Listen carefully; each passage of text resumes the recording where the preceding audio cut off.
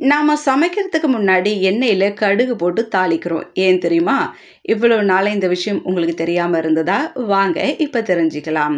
இதுதாங்க இந்திய உணவின் சிறப்பம்சம். சல்ஃபர் அதிகம் காணப்படும் ஒரு பொருள்தான் கடுகு. சல்ஃபர் தாது உடலுக்கு ரொம்ப அவசியம். இறைச்சி, பால், மீன், பூண்டு, வெங்காயம் இதிலெல்லாம் சல்ஃபர் அதிகமாய் இருக்கும். அசைவ பழக்கம் இல்லாதவங்களுக்கு பால், பூண்டு, வெங்காயம் போன்றவை மட்டுமே சல்ஃபருக்கான ஒரே ஆதாரம். சைவ பழக்கமுடைய இன்னும் சிலர் பூண்டு, வெங்காயம் கூட எடுத்துக்கொள்ள மாட்டாங்க. பால் குடிக்கிறது சிலருக்கு ஒவ்வாமையை ஏற்படுத்தும். அப்படி பார்த்தால் சல்ஃபர் உடலுக்கு கிடைக்காமலே போய்விடும். ஆக எல்லா தரப்பினருக்கும் சல்ஃபர் உடலுக்கு கிடைக்க வேண்டுமென்றால் கடுகு மட்டுமே அதுக்கு ஒரே ஆதாரமாய் இருக்கு.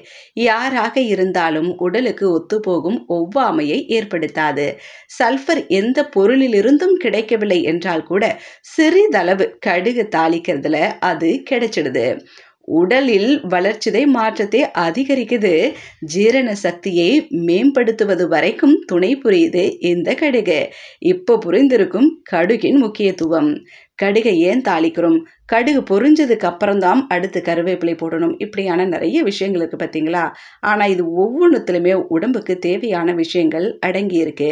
அதனால இதுவரைக்கும் கடுகை ஏன் தாளிச்சுட்டு அதுக்கப்புறம் நம்ம சமைக்கிறோன்ட்டு தெரியாதவங்க நம்ம பதிவின் மூலியமா தெரிஞ்சிருப்பீங்கன்னு நினைக்கிறேன்.